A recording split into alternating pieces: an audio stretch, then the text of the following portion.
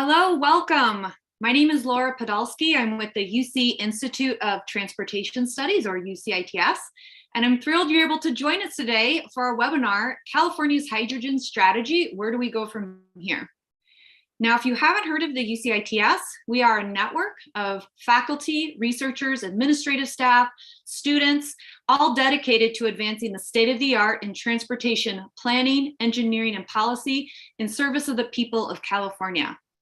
We were established in 1947 by the state legislature, and we include branches at UC Berkeley, UC Irvine, UCLA, and UC Davis. Now, this webinar is particularly exciting because it is highlighting research from our new initiative, the Resilient and Innovative Mobility Initiative.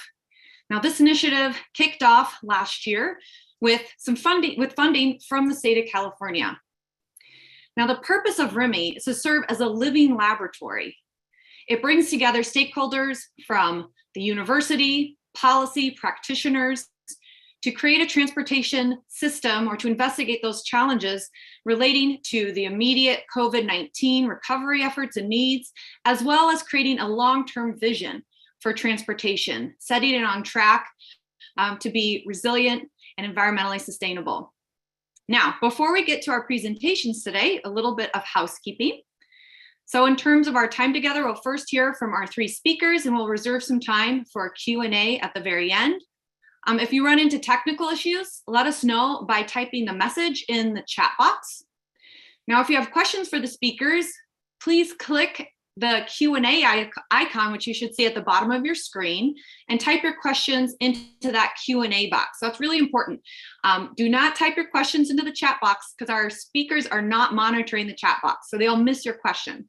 So again, click on that Q&A icon and type your question in there, and the speakers will be typing responses throughout this webinar, and then we'll be taking some live at the end. Now, and the last thing I should make note of is that this webinar is being recorded, and we will post that on our event page after the webinar concludes, and you'll receive a link to that in our follow-up email. Now, without further ado, I'm really excited to be introducing our esteemed speakers today. We will first be hearing from Lou Fulton. He is the director of the Sustainable Transportation Energy Pathways Program, or STEPS, at ITS Davis. Through STEPS, he leads a range of research activities surrounding new vehicle technologies, new fuels, and how these can gain rapid acceptance in the market. Following Lou, we'll hear from Tim Lippman. He is the co-director of the UC Berkeley's Transportation Sustainability Research Center, or TSRC. Tim's research focuses on electric drivetrains, fuel cell technology, combined heat and power systems, biofuels, renewable energy, and electricity and hydrogen energy systems. And after Tim, we'll be hearing from Jeff Reed. He is the chief scientist for renewable fuels and energy storage at the Advanced Power and Energy Program at UC Irvine. His area of focus includes clean transportation, distributed generation, storage, renewable gas, efficient end-use technologies, and hydrogen natural gas synergies. So with that, I will turn it over to Lou to get us started. Thanks so much. Thank you, Laura, and thanks for joining us, everyone. Looks like a good crowd. So we're gonna, as she mentioned, we're gonna do these three talks. The three of us have been working together on this topic for a while, and we've created three, hopefully fairly concise presentations on three aspects of hydrogen. And I'll go first to think about what is the potential for hydrogen use in California. And admittedly, I work for a transportation group. I'm a transportation kind of guy, so I'm going to focus a little more on transportation, but I'll mention some other end uses as well. And then when we get in Q&A, we can talk more about any kind of end use people want to talk about. So next slide. So basically, there isn't a whole lot of hydrogen being used in California at the moment, except in refining. And that's something like 1 million kilograms a day, and so it's a lot, but the point is, can we grow it in other sectors? And I think also it's very important now to think about growing renewable hydrogen, and I won't talk too much about that part of it, but this whole set of talks is thinking in terms of green hydrogen, and I think Tim will really get into that. But apart from refining, which currently uses mainly natural gas reforming, what sectors and modes are most promising for end use? And of course, transportation modes are going to be one of the key ones. And then there's some chemicals and ports and things like that that could also be quite promising that we'll talk about. And what kind of potential is demand growth is there for 2030 and out to 2050? And that's really important to understand in terms of how big can we make this market and to what extent could we support scale on the production and the infrastructure side to help bring costs down and really build a true large-scale hydrogen system in the state. Okay, next slide. So put the punchlines up front just in case I get disconnected or something. California should be able to achieve on the order of 1,000 to 2,000 tons per day of hydrogen in 2030. So that's like 500,000, between a third and 2/3 of a million kilograms per year of hydrogen, or actually, excuse me, tons per year of hydrogen. And we should be able to then grow this quite a bit by 2035 and up to 10, maybe even more than 10 times by 2050. So we could do a lot by 2030, but it's still just the beginning of a very high growth scenario that we can at least envision, and that is very plausible. And I'll show you some of the numbers that make me think we can do this. And I'll say up front, 1,000 tons a day is going to be enough to really kickstart a good, solid hydrogen system in California. Transportation alone should be able to do 2/3 of this. Now, depending on what you believe about the potential for hydrogen in light-duty vehicles, in trucks, not to mention there's shipping and aviation and ports and stuff like that are all sort of transportation. There's actually a very high upside on the transportation potential, but then there's also a lot of potential for specific industries. Light-duty vehicles are kind of a wild card at this point because they haven't grown that much. They're the biggest user of hydrogen apart from refineries right now, I think, with about 15,000 fuel cell vehicles out there, but they're not growing very fast. And a lot of the emphasis now is on the trucking side. But you could still imagine a rapid growth in hydrogen light-duty vehicles, and I'll show you what that could look like. And then stationary demands could provide very important anchor projects. Next slide. Just to mention that UC Davis is doing a lot of work in this area. We released our latest big report on this last April. Actually, we updated it in May. We're going to update it again this fall. And it's about how do you develop a hydrogen system in California, and builds a lot on work by UC Berkeley, UC Irvine, and others. And that's available at that website. And I can always, thank you for putting that in the chat. Next slide. So these are actually the right-hand figure is in that report, and the left-hand figure is from Irvine's paper a couple of years ago, a really nice paper on coming up with road mapping efforts on hydrogen in California. So we're really using their work quite a bit. And both of these are suggesting that you can grow things quite rapidly to 2030. Million kilograms to 500,000 kilograms a year is not out of the realm. That's like 1,000 tons a day or more. And you can see on the right-hand side in our high case, the blue and the orange is your light-duty vehicles and your trucks. And then you've got aviation, there's biofuels, and some of the refineries are looking at going to becoming biofuel refineries. They'll need more hydrogen for that. There's a possibility of producing ammonia. There's a bunch of other industries that could use hydrogen as a feedstock or for heat. And then there's residential commercial possibilities, not to mention large, institutions like hospitals and schools. But that's the picture we come into this with, and then I've played a little bit with some of these numbers. So let's walk through that. Let's go to the next slide. I think so this will now focus on transportation. A very important foundation at this point in the state of California is the various ARB requirements for both light and heavy duty vehicles to adopt ZEVs, or actually for manufacturers to provide ZEVs to the market. And then there probably will be some kind of a rule related to fleet uptake of ZEVs in the coming year. But if you just look at the percentages for light duty and for trucks and buses, the ramp up of zero emission vehicle sales is fairly dramatic, so that by 2035, you would have 100% ZEVs sales for light duty and about 67% in 2030. Transit buses have to be 100% by 2028. And then trucks, depending on the truck group, you can see in the table here. By 2030, you're at least at 30% for all the different kinds of trucks. And by 2035, you're at anywhere between 40 and 75%. So the class 4 to 8 group in the middle there, that's your delivery vehicles, box trucks, have to be 75% ZEV by 2035. And I think we're going to see these numbers continue to evolve. At this point, it looks like 2040 is a reasonable date to expect everything to have to be ZEV throughout the entire transportation system in terms of sales. So next slide. So if you then think about a bunch of different vehicle types, and there's kind of a lot going on in this slide, but I'll just try to point out what I'm doing here. You've got light duty vehicles, you've got buses, transit buses, long haul trucks, and then a bunch of other kinds of vehicles. I've put down, I just showed you the ZEV shares that you have to have. So the real question then is, what share of ZEVs might fuel cell vehicles be? And we're doing work on vehicle choice modeling and sort of scoring fuel cells compared to electric vehicles for all these different vehicle types and what it might take for fleets to adopt them. And I will tell you, fleets are actually very interested in fuel cell vehicles because of their advantages in terms of range and refueling time and things like that, in some cases payload. And many consumers are interested, but that might take longer. It may not be as big a deal for consumers. But what we're showing here is that by 2027, we think these are fairly reasonable as a percentage of ZEVs, these blue bars, that for long haul, you could be up at around a third of the sales would be fuel cell because they have such an advantage for long haul. For most of the other truck classes, maybe 20%.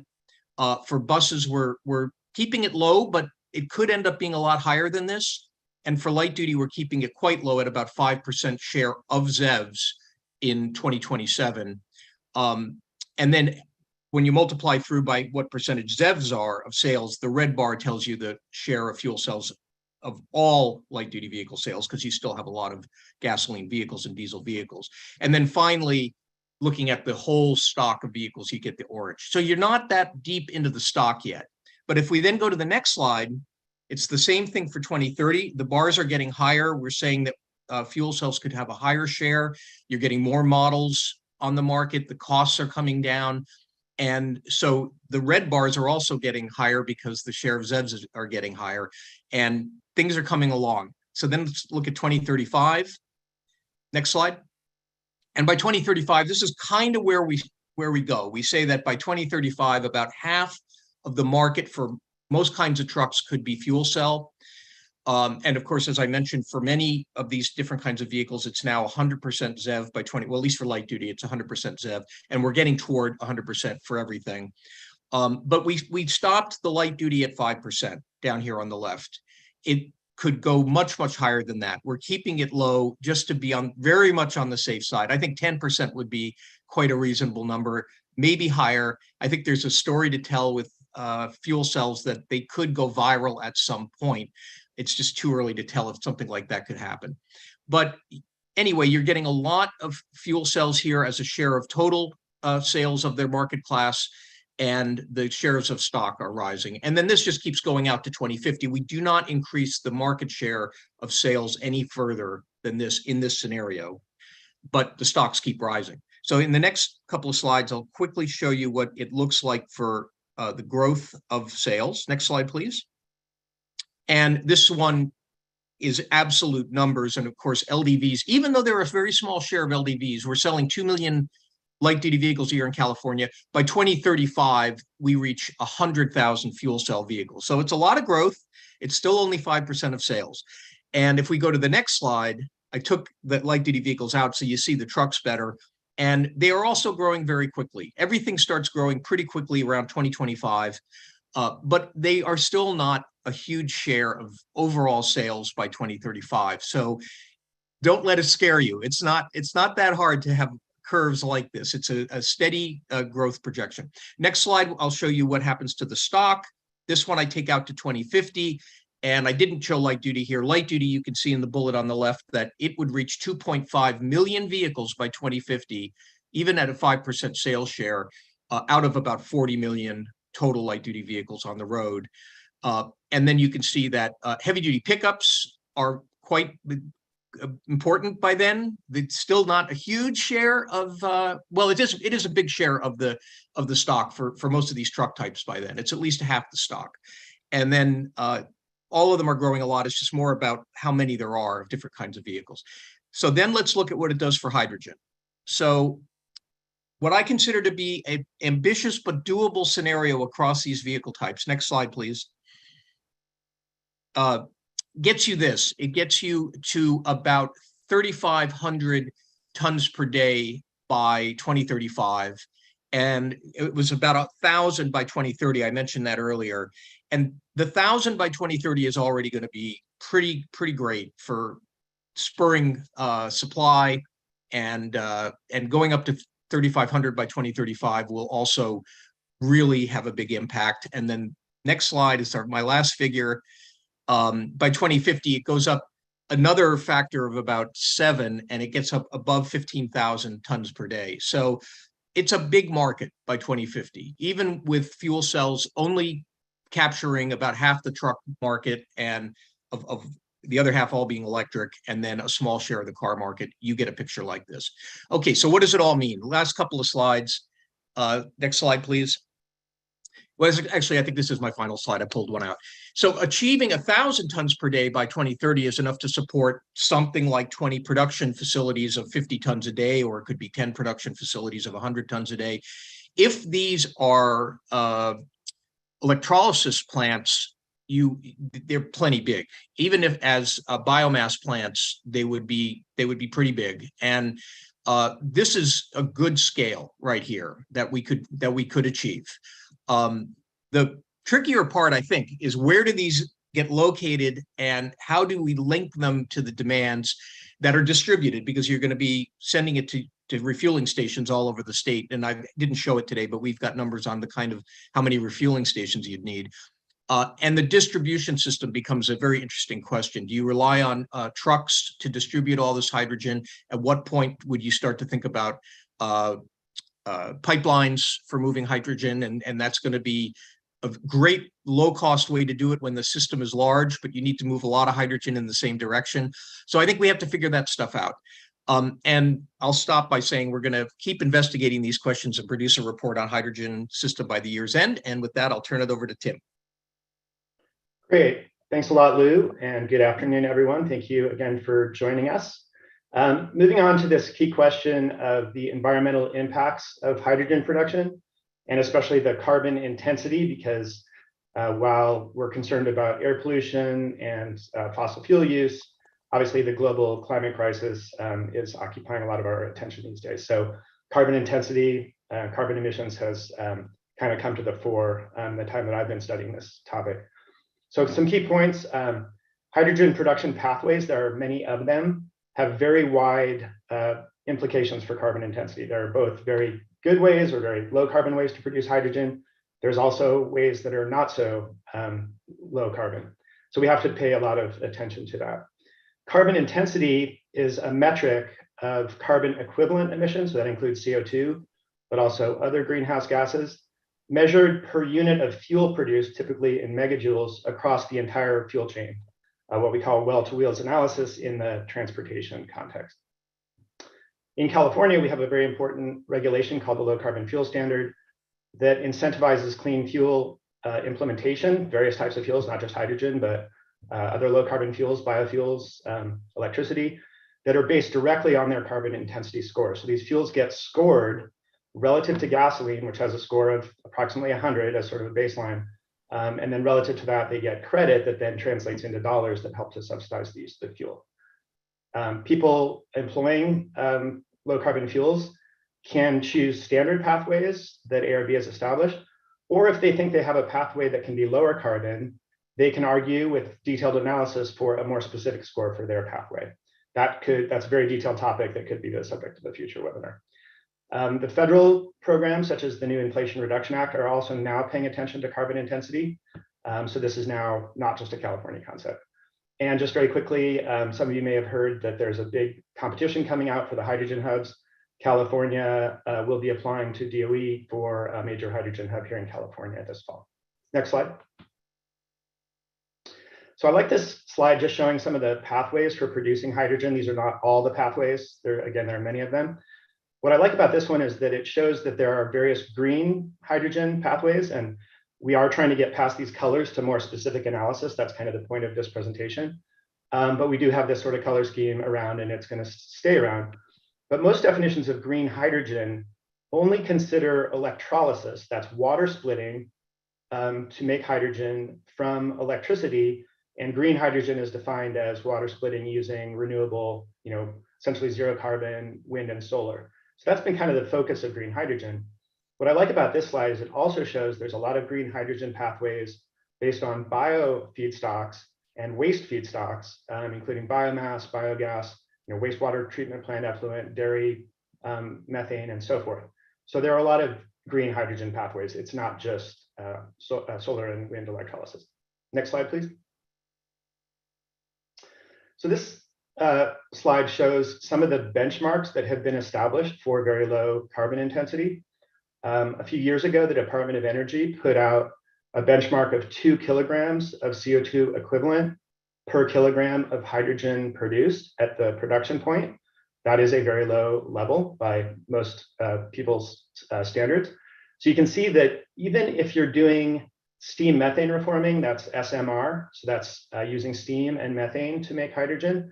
Even if you do carbon capture with that, that's the third bar, you don't get to that 2 kilogram level, at least based on the assumptions in the Argonne GREET model. To get to that 2 kilogram level, you can see biomass gasification, some byproduct pathways, solar and wind electrolysis, and maybe some nuclear assisted pathways could get you there. In the new federal Inflation Reduction Act, there's a production tax credit that establishes an even lower benchmark to get the highest amount of production tax credit of 0.45 kilograms of CO2 per kilogram of hydrogen produced. That is a very low level, as you can see from this slide. Next slide, please. This slide shows the low carbon fuel standard pathways as estimated by the California Air Resources Board. And it shows a bunch of different fuels here, so there's a lot going on in this slide. But what's new just in the last several months that ARB has updated this is that you can see that there are hydrogen pathways that actually go to less than 0 carbon intensity, to negative carbon intensity. Those pathways are based on biogas pathways like the green line that you see towards the bottom, where you can have very low carbon intensities under the assumption that you're capturing methane that otherwise would go into the atmosphere as methane, but that you're capturing and converting into hydrogen and releasing as CO2, which is a much less potent greenhouse gas. Those pathways get very low credit for now, but there's an assumption that in the future, that methane may not be allowed to be released. So again, a little too detailed for today, but at least temporarily, you can get negative carbon intensity scores for producing either biomethane or hydrogen produced from biosources or other similar sources. It's important to note that this slide has what's called an energy economy ratio adjustment. So this is in the context of transportation fuels, where we account for the fact that hydrogen used in vehicles is typically with fuel cell vehicles and electric drivetrains that are much more efficient than combustion drivetrains. So that's where the 2.5x for light duty and 1.9x adjustments come in for the drivetrain efficiency, because what we care about is not how much megajoule of fuel we produce, we care about how much mileage the vehicles drive. We could talk about that more in the Q&A. Next slide. This also shows low carbon fuel standard pathways. The diamonds that you see are the standard pathways I mentioned, what are known as lookup table values. And then the circles represent other more specific pathways that have been approved.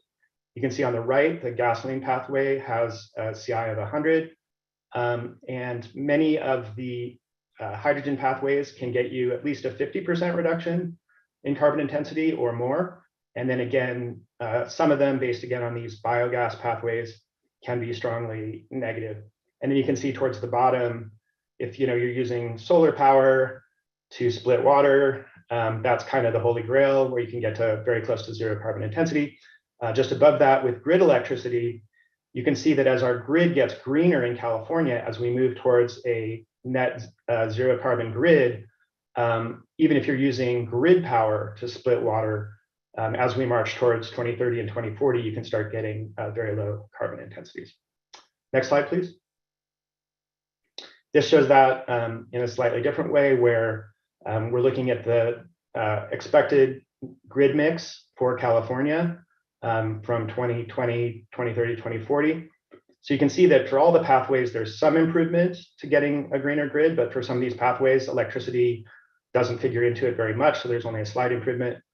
But again, if you're making hydrogen from electrolysis from the grid, between 2020, where there's a score of about 40, a carbon intensity score of about 40, the blue bar there, by 2040, that score would be about 22.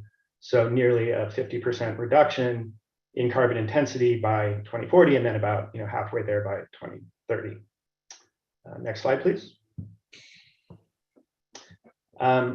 So this slide is based on a study by Lawrence Livermore National Laboratory, our sister lab. I also work at the Berkeley lab. And what it shows is that there's a vast amount of biomass resource for California. So sort of harkening back to my opening slide. And it's different in different parts of the state. In Southern California, it's a lot of municipal solid waste and other gaseous waste streams.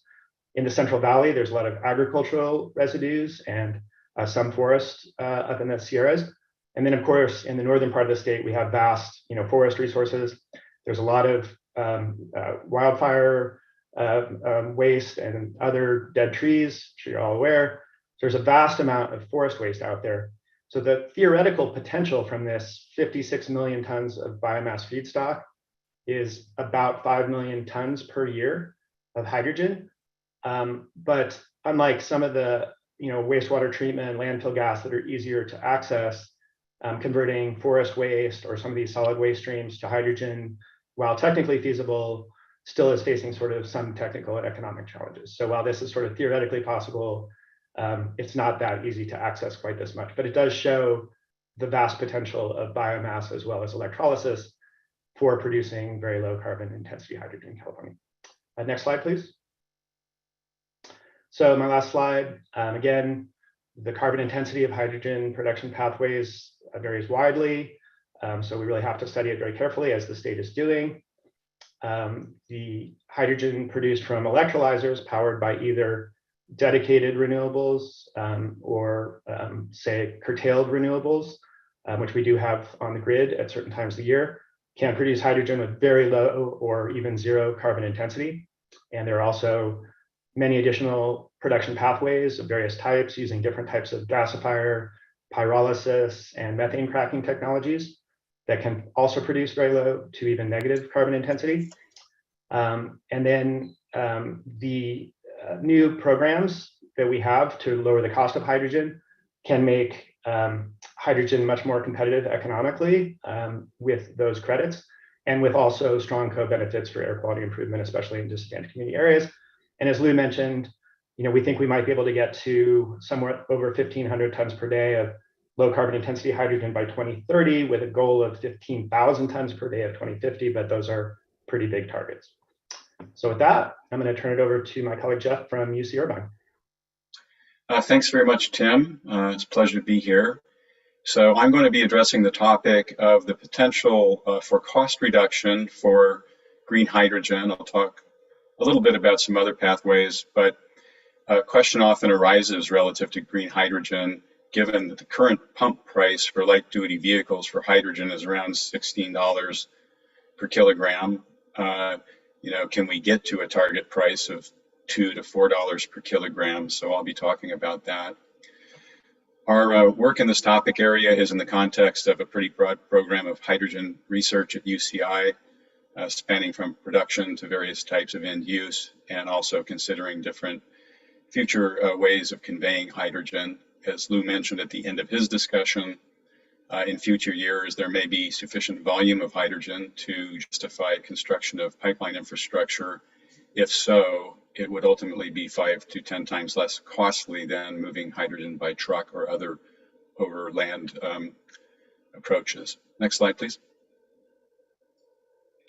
So one of the things that we work on quite a bit is the techno-economics of hydrogen production. You see on the right a report that you can access. This was published in June 2020, which is a roadmap, as Lou mentioned for sort of a time sequence and actually spatially resolved set of scenarios about building production facilities in California to serve potential future demand. As part of that work, it was necessary to forecast demand. So our work is consistent with what you saw from Lou. And, you know, we can reach billion kilogram scale potentially in the 2030s and beyond. But on the left here, you see some projections of cost for different ways of making hydrogen. This is noted in dollars per gigajoule. That's close to 1 million BTU and MMBTU, and it's equivalent to about 7.5 kilograms. So those numbers that you see in and around $15 would be consistent with $2 per kilogram. And interestingly, in context of what Tim was just saying, the thermochemical conversion pathways, the biomass conversion pathways, have potential to be quite cost effective in the near term.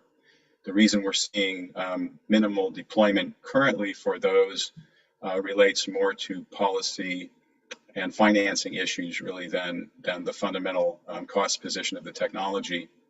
Electrolyzers are fully commercial. They have been for a few decades, but they are, as solar panels were 10 or 12 years ago, expensive and need to move down in cost to reach our goals. But I'll be talking in the coming few slides about the technical basis upon which we have projections that we can in fact reach those cost levels. And as you see here, the cost declines over the coming decade are expected to be very steep, and they continue all the way through 2050. But as typical of technology advancement like this, the improvements are steeper in the early part of the market and then begin to flatten a bit over time. Next slide, please.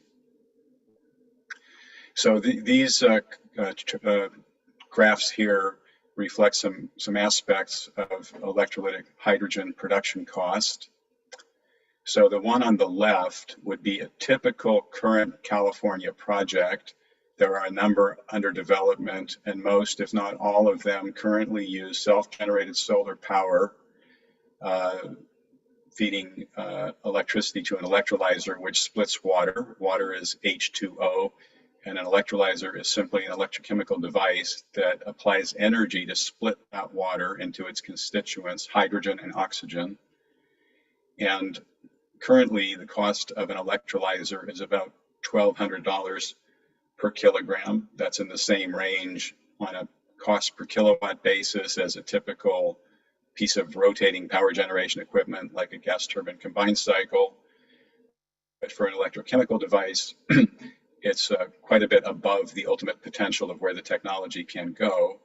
And we need to get quite a bit lower in order to meet the cost targets that we have. So thinking of $2 to $4 per kilogram as the target, 2 would certainly make green hydrogen cost competitive for many applications and would be very close to cost parity with conventional fossil hydrogen, in which case we could envision significant adoption across many sectors.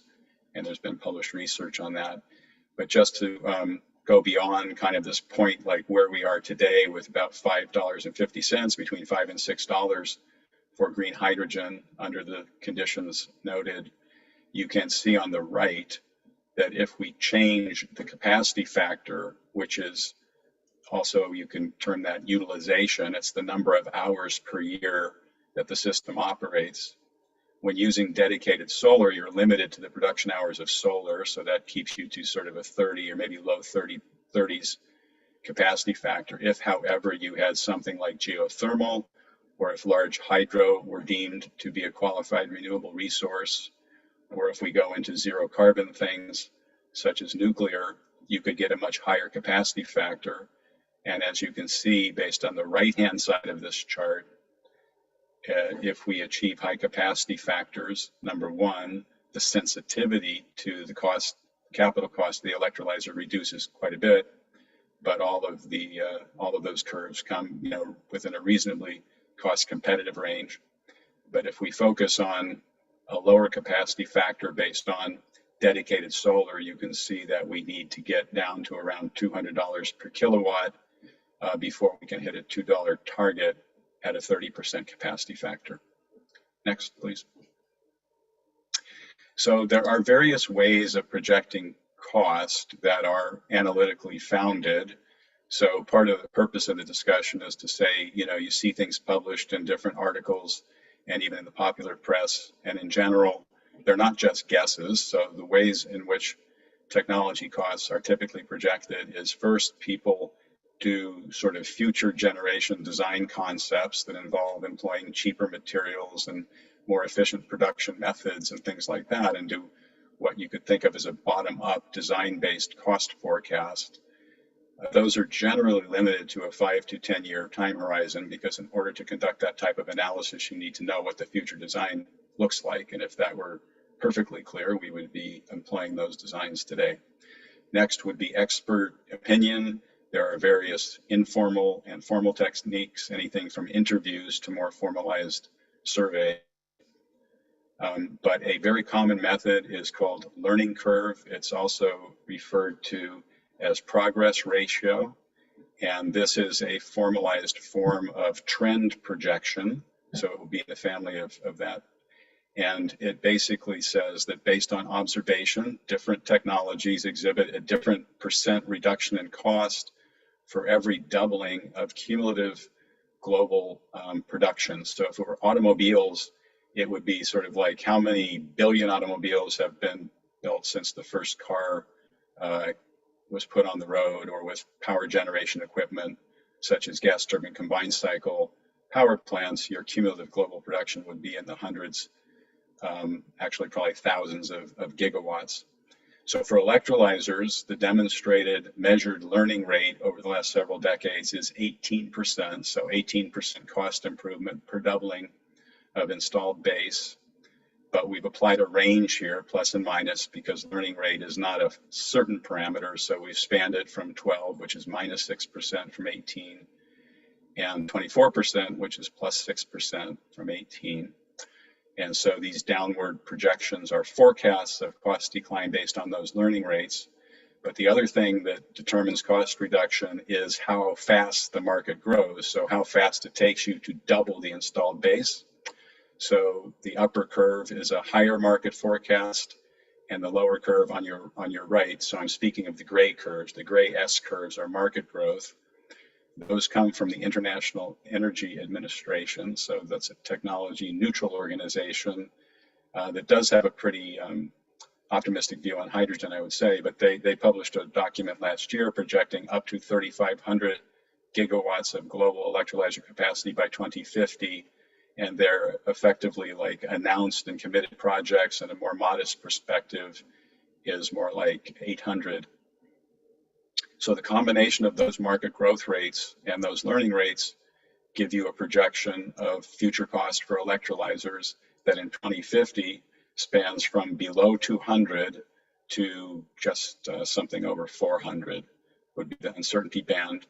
For 2030 to hit a $200 price point is really toward the more optimistic end of a forecast range. Not impossible, but if we get near there, say 300, and have some energy supply approach that provides a capacity factor higher than 30, perhaps up to 45 by blending wind and solar, we can certainly get to a $2 per kilogram price point. Worth note is that we have to only get to about $4 per kilogram on the hydrogen commodity to get to parity with diesel because of the fuel economy advantage of fuel cell drive. Next slide, please. So just quickly, when we think about $16 at the pump, that's correct, but that can't be compared to a $2 target or a $4 target, because beyond production, there's transport and delivery, compression and dispensing. Today, those things stack up to about $16 by themselves. The $16 pump price reflects a buy down because of low carbon fuel standard credits. However, the system currently is only utilized at about 20 or 25%. So as more vehicles begin to use those facilities, we will immediately see a cost decline down to something more like $6, which would be consistent with a pump price closer to $10. And with larger stations being built in the next generation, migration to liquid supply chain, and some learn by doing, we can get that down to 4 But to take the next step to something more like 50 cents, we need to have pipeline delivery. Next. So just kind of a summary here of where we have progressed in the last few years.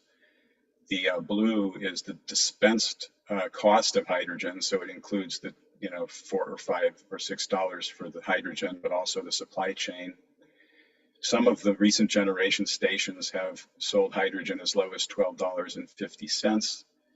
And if that is adjusted to 2022 dollars from this forecast, which was done in 2018, we are getting pretty close to, we're at the high side, but we are progressing at least somewhat in line with targets, even in spite of supply chain challenges in terms of delivery of various products and COVID and everything else. So that's all I have, and thanks a lot.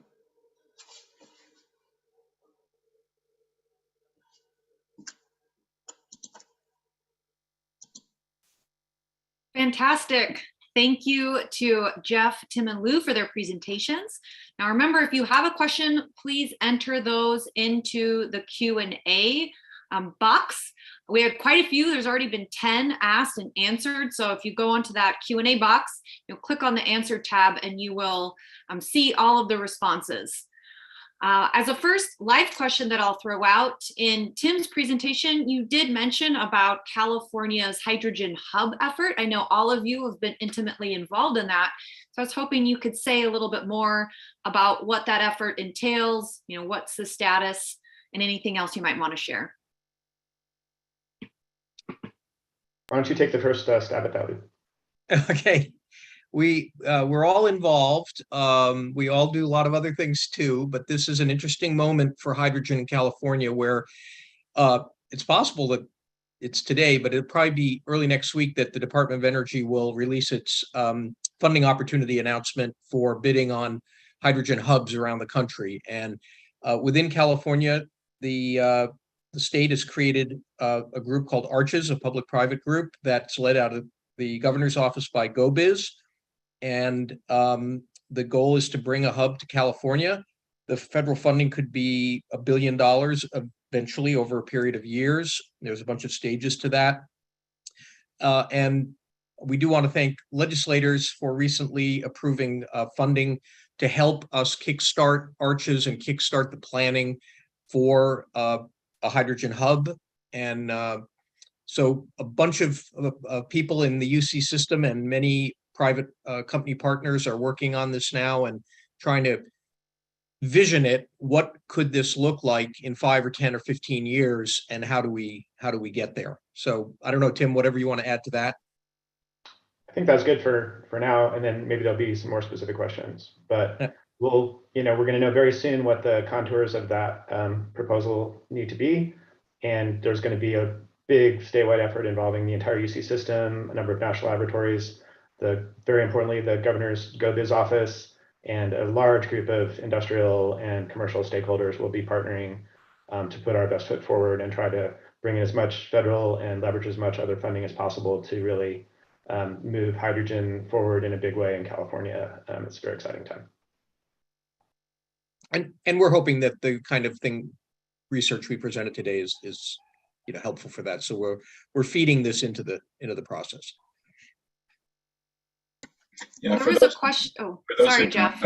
Sorry, just quickly. For those who aren't aware, if we were in a different state, some of the things that Lou presented around the deployment of hydrogen vehicles, as much as it's not, trillions, we're leaps and bounds ahead of any other state with green hydrogen. So it will take effort for us to lose. All right, thank you. And it looks like some of you are saying you can't see that answers tab. So I'm so sorry that you cannot see it. We'll have to make sure it's not something on our end that's preventing you from seeing that. So we'll see if we can troubleshoot that in the background. There was a question in talking about what's the specific role of the UC system in the hub proposal. Well, we're providing science and neutral evaluations of different options and helping to pull together all the pieces that you're going to need, because it's a kind of wickedly complex system that we're trying to figure out here. So but we're part of the research team that supports the planning efforts.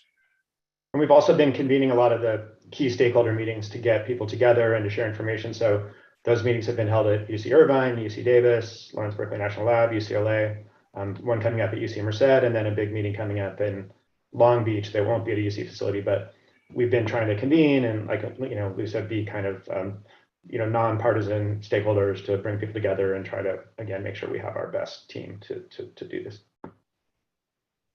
Fantastic, thank you. And I dropped a link to a webpage so you can learn more. I believe there's more information about the partnership and other news concerning the Arches effort. So I see, Jeff, I believe there's a question that came in that looks like you're positioned to answer that live. So are hydrogen costs for production, or considering delivery costs, maintenance costs, fueling station, et cetera, so end consumer costs will be higher than shown? So we differentiate this in terms of what you would term commodity cost, transport and delivery cost, and dispensing costs. So the first part, and this reference to $2 per kilogram, is to produce low pressure, what you could call commodity hydrogen. So the $2 at the outlet of the electrolyzer, the compression, transport, and then dispensing at a fueling station adds costs. And those are what I showed in a later slide. At the end of the day, also, when you go to the $16 a kilogram-ish level, that's all in commodity, transport, and dispensing, and has about a $2 benefit from LCFS typically. So as I showed on the first slide, our commodity cost today is like 5.5. The rest of the 16, excuse me, is the rest of the supply chain. Thank you, Jeff. And there's quite a few more that are coming in. And so I just invite my speakers too to look at those in the queue. And if there's one that you're particularly interested in asking live, just make a note of that and I can make sure that we get to it. So this one is from Nicholas. He says, thank you for taking the time to present. Curious to understand the reasoning behind why incentives toward methane capture from dairy farms, landfills, et cetera, would be expected to discontinue. Yeah, I'll take that one. It's not that the incentives will discontinue. I mean, there'll still be low carbon fuel standard credits associated with capturing biomethane and converting it to hydrogen. There will be a low, perhaps even close to zero low carbon fuel standard score for that. But the very strongly negative scores that are accessible for the next few years, minus 200, minus 300, assume that methane is simply being released and that, it's going up in the atmosphere and it has a global warming potential of about 30 times a CO2 molecule or more. There's an assumption in the future that, they will not be allowed to simply release that methane. There will be more regulations around capturing that methane such that, you're not going to get such strongly negative scores. It's somewhat artificial, I think, in mind, but this is something that's being currently studied, and the regulations are under review at this point. So stay tuned on that one. Jeff probably the ARB regulations have embedded in them certain provisions that prohibit generation of credits from mandated activities. So, for example, landfills do not get credit for eliminating methane emissions, but they are deemed a zero carbon fuel. Whereas dairies, because a dairy does not have to mandatorily cover its lagoon, they're currently getting credit. But if at some point CARB makes that mandatory, it would go to more like a zero CI instead of a negative 273 gram per megajoule CI. Exactly. Thanks, Jeff. All right, Lou, you have your hand up with Zoom etiquette. Yes. Yeah, my virtual hand up. I guess we could be putting our, oh, I do actually have my hand up. Look at that. Yeah. So this one is, considering Arches, our agency is looking to participate, and I understand that the goal is to pipe H2 eventually, but for fueling needs in the near future, should we be considering a small electrolyzer or reformer using biofuels for the more rural parts of the state, for example, Reading? And I think that might be good. I think one of the things that Arches is trying very hard to do is, and it'll be an ongoing thing, is to identify the various potential producers and where they're wanting to produce and match them with potential what we call off-takers or sources of demand. And, it's like a matchmaking system to try to find clusters. And maybe you don't have to produce your own hydrogen. Maybe there's going to be someone not too far away that could provide you hydrogen. Maybe it is with a truck for a while, and maybe eventually you could be hooked into a pipeline system. But the more we can connect things and get to larger scale, especially on production and distribution, the cheaper it'll be. So producing your own hydrogen, let's say with the small scale electrolyzer system, might be a way to start, but it's very good to link into this hubs process and see what might be possible. Yeah, and I would just say that places like Reading, electrolyzers, there's a lot of renewable electricity production potential up there that could be good. We are aware of other projects in that area that are using forest waste or planning to use forest waste using gasifier technologies, locally to make hydrogen. And the thing is you're going to make it up in the Sierras, but where's the demand? But if you have a bus project, there's a new project coming to the Eureka area where they're going to have long-range hydrogen buses, but they're looking for supply. So, and those buses, I think some of them will go to the Ukiah and maybe even Reading areas. So, trying to couple local production with local demand is, a very good goal. One important policy issue for local production using electrolysis is that electrolyzers pay retail electric rates. So if the site isn't big enough for self-generation, at this point in time, it's pretty much cost prohibitive, because instead of direct solar at 3 cents, you would be paying grid rates at 12 cents for industrial and in the 20 cents and above for residential. Right, but if you could couple the electrolyzer with a solar farm, right? Yes, if you have that type of a site, that could be very cost effective. And then hopefully eventually there'll be some preferential rates for this as we go bigger and go farther. All right, we have a couple more questions. I think we could get through all of these. So the next one is from Douglas. So what would you like to see from the federal government to promote the use of hydrogen? So especially in regards to a national infrastructure, while trucks are currently focused on what's the longer term strategy in replacing gas, electric vehicle cars with hydrogen. So would anyone like to take that on and share their wish list from the federal government? Well, I'm sure we all have some things. I mean, so we mentioned we're very excited that there will be a lot of money for developing hydrogen systems. A lot of that is for infrastructure. There are also provisions for tax credits and other tax breaks for investing in things like refueling stations, and also for manufacture of the vehicles. One thing that I think the federal government might do more of, and not to mention state governments like California, is work with the manufacturers of vehicles and try to identify market segments that they could be producing for, and at the same time trying to develop a kind of firmed up demand for fuel cell vehicles, whether it's long haul trucks or delivery trucks or whatever it is. Again, sort of a matchmaking thing to help us have confidence that the market will be there. If I'm going to make 1,000 fuel cell delivery trucks, who am I going to sell them to? If I want to buy 1,000 fuel cell delivery trucks, who am I going to buy them from? We have to do that for a while to really incentivize the production that we need. Yeah, I think another thing too is that network-based systems like our highway system, our rail system, our energy delivery systems require interconnection to be fully beneficial.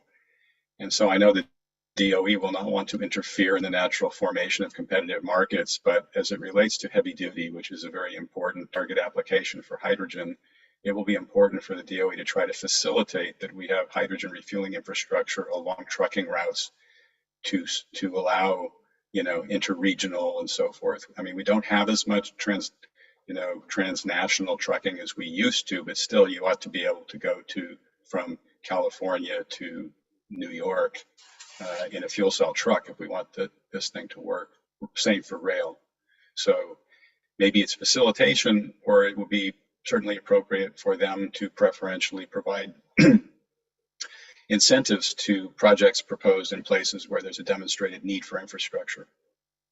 Good point. I would just add one more thing, which is we look at the way Department of Energy in particular, which is the main federal agency, there's also Department of Transportation that's interested in this, but the way the Department of Energy is structured, there's what's called the Hydrogen and Fuel Cell Technology Office.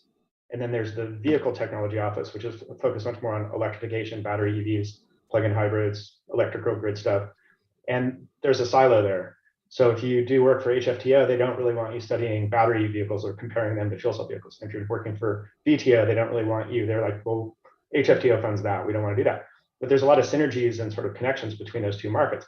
Every fuel cell vehicle uses basically the same electric motor as a battery electric vehicle, it just has a different power system. And it also has a battery along with the fuel cell. So there's a lot more similarities than differences. And there's interest in vehicles that could run on hydrogen or electricity. You know, a plug-in hybrid, and this could be especially important for emergency vehicles, certain types of vocational vehicles, where if the grid goes down, you have that backup fuel. And it could be a biofuel that you have a combustion engine for, but it's a much simpler drivetrain if it's all electric and you just have the dual fuel capability. But DOE isn't really funding that kind of thing, again, because of those silos. So just trying to break some of that down. And then there's also, you know, the tremendous manufacturing capacity that the automakers have to make low-cost fuel cells. Those could actually be building blocks for stationary power systems. Looking into that. But again, you know, it's kind of, there's these disconnects. I know we're getting low on time. Yeah, there's a question that links to what Tim's saying, which is there competition between hydrogen and battery electric? And so there's some good examples of where there's actually synergies. There is, of course, some competition. And the more that California says we're going to have ZEVs, those are the two. Those are the choices. So in a way, they go head to head. And let's face it, electric vehicles have the advantage of having been in development for 10 to 15 years. Hydrogen vehicles are catching up, basically. And I think that there are natural advantages for each of those technologies in different segments. And it may be that for light duty, battery electric vehicles can do the job across the board and they end up dominating. Although I'm not totally convinced of that, because I think especially for some of the larger light duty vehicles, SUVs, pickup trucks, in a lot of conditions, electric vehicles may not give you the range you were hoping for, things like that. And the quick refueling time and pretty high range of fuel cell vehicles may be very attractive to a lot of households once they're available and there's a good refueling infrastructure. And then on the truck side, the bigger the truck, the farther it goes, the more advantage fuel cells are going to have. So let's see how it plays out. But I think fuel cell vehicles need a kind of a fighting chance by getting the market started and building up our infrastructure. All right, we are going to do a lightning round for our one last question, because we're about 2 minutes from the top of the hour. I see, Jeff, you're typing a response to a question that I was actually going to bump in our queue. That's from Marie. So given the range of carbon intensity and hydrogen, what are the potential mistakes or pitfalls that you would recommend policymakers consider as the state moves forward with hydrogen production and use? Yeah, I stopped typing because you were going to answer that, it looked like. But for me, what Tim presented on carbon intensity is the answer. We should have our policy frameworks based on carbon intensity, not colors. Because if you say blue hydrogen is fossil with carbon capture, that can be done in many different ways. Biomass pathways as well. All of these have primary and secondary inputs. If you have a proper CI calculation method, the colors don't matter. And you define a low CI standard as with the low carbon fuel standard. And to me, that program is exceptionally successful and well designed. And I just add really quickly that if people are applying for specific low carbon fuel standard carbon intensity scores based on their specific pathways, make sure they're backed up by real data and operational data. You know, electrolyzers can operate very differently with different efficiencies.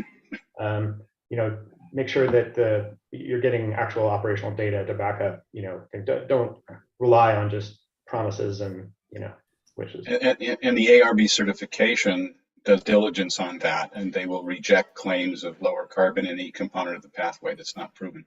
Yep. Fantastic. We're on the right track. Thank you. So we didn't quite get to all of the answers today. So I just want to thank you for joining us today. I'm going to, in the chat, drop in let me see if I can do it here quickly. I would love for everyone to stay connected with us. So I'm dropping in links to each branch's mailing list. So please click those and sign up so you can stay connected. All of you are already signed up for our UCITS mailing list. So you'll be on that and we'll learn about future work in this area. We will also be sending out 3 new policy briefs.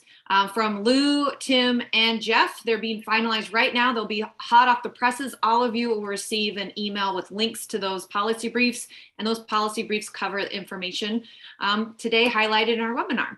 So with that, I just want to end with my gratitude to Lou Fulton and Tim Lippman and Jeff Reed for just a wonderful presentations and being with us today, and my gratitude to all of you that joined us. So thank you so much and have a wonderful rest of the day. Take care. Thank you, Laura. Thank you.